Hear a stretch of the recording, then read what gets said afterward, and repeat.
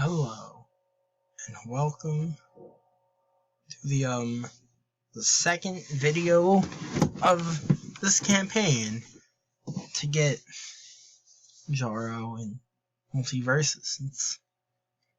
It's a noble cause, in my opinion. And one thing to consider is that while the case is there, and it's strong, there are definitely roadblocks that need to be overcome in our just fight. You see this list? This is every appearance of Jarro. Period. All of them. Now, I know what you may be thinking, but yeah, this is all the appearances he's been in. Not that much considering the legacies and stories of other characters, especially from DC. And now this isn't to say there's a dearth of source material. In Justice League 29, there's a scene. And he definitely, as already established, has enough, through his limited appearances, to be a full functioning character.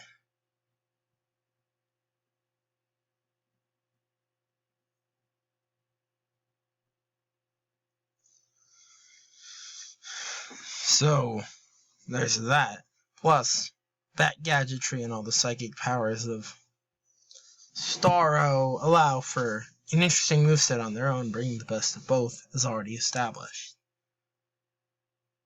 But being an obscure comic character means he hasn't found his way into the knowledge of most people who aren't diehard comics fans. Starro, on the other hand, well, he was in a big upcoming movie from last year, and he's definitely suited. He's definitely in mainstream knowledge. Big imposing threat that was the main antagonist. And he died. And from Starro's death, all it comes Jarro in the comics. Now, while that wasn't alluded to in the end of the Suicide Squad, there may be something else on the horizon. James Gunn, the director of the Suicide Squad, working on a brand new project. And look, it's a little starfish at DC.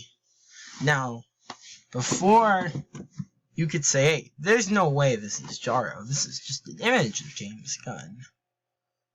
Well, they're giving Naomi a TV show, a character introduced after Jarro, who also was mainly obscure. It's on the CW, granted, but DC does do stuff with newer characters and gives them frontliner TV shows. It's possible that Jarro was one of them. Now, the other roadblock. I am mainly worried about his size. If he'll be able to compete with the rest of the cast. Now, I'm not sure his size really does matter. But it's worth keeping an eye on for gameplay purposes. That Jarro's small size could be a potential detriment to his chances. Now, this statement here, but that's more so referring to that third-party characters could come, and I don't really think it's resolutive of anything. I think it's just a blanket statement, personally. And, well, I don't think that size could be a problem if he was sized up. If we go down here, you will see that he can, in fact, change size and become big.